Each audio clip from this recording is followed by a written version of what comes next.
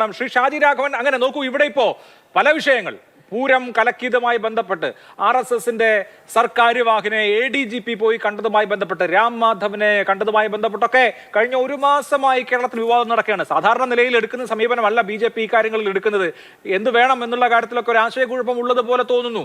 ആരാണ് BJP പക്ഷത്ത്, അല്ലെങ്കിൽ ആർക്കാണ് RSS സഹായം എന്നുള്ളതാണ് ഈ ചർച്ചയുടെ മർമ്മം എന്നിരിക്കെ ഈ കാര്യത്തിൽ മുഖ്യമന്ത്രിയോട് അതല്ലെങ്കിൽ ഈ സർക്കാരിനോട് CPM-നോട് ഒരു അനുതാപം നിങ്ങൾക്കുണ്ടോ?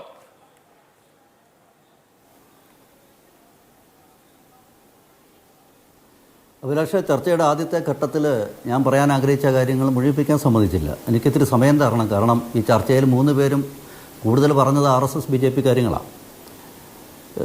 അഭിലാഷ, നമ്മുടെ കഴിഞ്ഞ 2-3 ആഴ്ചയായിട്ട് നടക്കുന്ന ചർച്ചയിൽ ശരിക്കും ചർച്ച ചെയ്യേണ്ട കോർ വിഷയം എന്താ? അൻവർ ഉന്നയിച്ചതിൽ ഒരു കോർ വിഷയമുണ്ട്.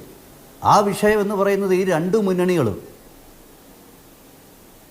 പ്രത്യേകിച്ച് ഇടതുപക്ഷം, കഴിഞ്ഞ 3 പതിറ്റാണ്ടായി കേരളത്തിൽ കളിക്കുന്ന, അവർ വലിയ മതനിരപേക്ഷ നിലപാടിനെ പറ്റി പറയാറുണ്ട്, മതനിരപേക്ഷ മനസ്സിനെ പറ്റി പറയാറുണ്ട്, മതനിരപേക്ഷ രാഷ്ട്രീയത്തെ പറ്റി പറയാറുണ്ട്, 2 മുന്നണികളും പറയാറുണ്ട്.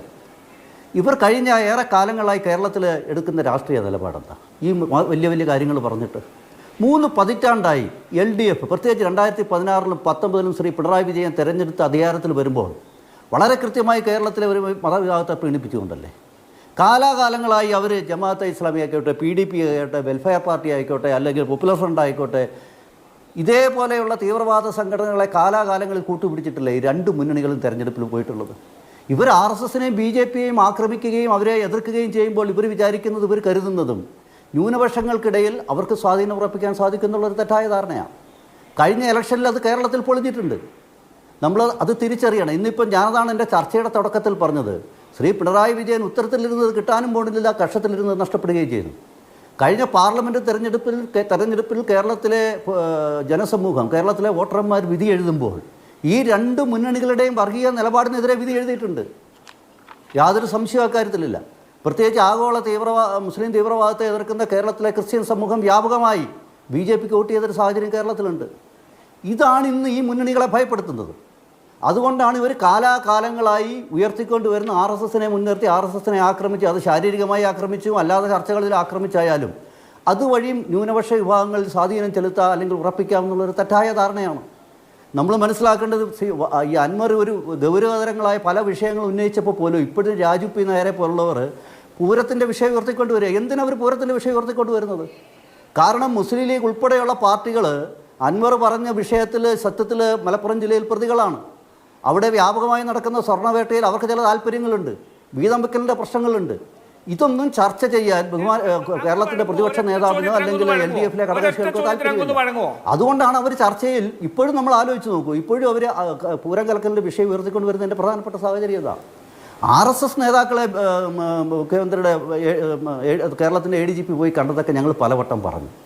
വരാൻ പോകുന്ന 100-ാം വർഷമാണ് RSSൻ്റെ, അതിൻ്റെ ശതാബ്ദി ആഘോഷിക്കുകയാണ്. കഴിഞ്ഞ 100 വർഷമായി ഞങ്ങളുടെ പ്രവർത്തന പദ്ധതി ഞാൻ RSS കൂടെ വളർന്നു വന്ന ഒരു പൊതുപ്രവർത്തകനാണ്. അവരുടെ പ്രവർത്തന പദ്ധതിയിലെ പ്രധാനപ്പെട്ട ഒരു അജണ്ട തന്നെയാണ് ഈ തരത്തിലുള്ള സമ്പർക്കം എന്ന് പറയുന്നത്. അവർ കാണാത്ത പ്രധാനമന്ത്രിമാരില്ല, മുഖ്യമന്ത്രിമാരില്ല, ക്യാബിനറ്റ് സെക്രട്ടറിമാരില്ല, IPSകാരില്ല, IASകാരില്ല, ഓട്ടോറിക്ഷ തൊഴിലാളികൾ, എല്ലാ വിഭാഗത്തിൽപ്പെട്ട ജനങ്ങളെയും സമ്പർക്കം നടത്തിക്കൊണ്ട് നമ്മുടെ വൈകുന്നേരങ്ങളിൽ 1 മണിക്കൂർ ചർച്ചയിൽ ഞാനും അഭിലാഷും നമ്മളെല്ലാം കൂടി ഇരുന്ന് ചർച്ച ചെയ്താൽ ഒരു കൺക്ലൂഷനിലെത്താൻ പറ്റുന്നതല്ല ലോകത്തിലെ തന്നെ ഏറ്റവും വലിയൊരു സാംസ്കാരിക പ്രസ്ഥാനമായ RSS എന്ന് പറയുന്ന പ്രസ്ഥാനം.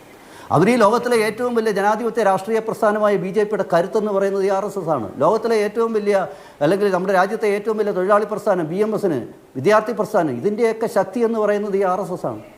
ഈ RSSനെതിരെ എന്തെല്ലാം ഒരു കാലഘട്ടങ്ങളിൽ നമുക്കറിയാം, ഗാന്ധിവധത്തിൻ്റെ പേരിലൊക്കെ കോടതിയിൽ നിന്ന് പോലും അത്യുശുക്തി ഞങ്ങൾ പുറത്തു വന്നില്ലേ?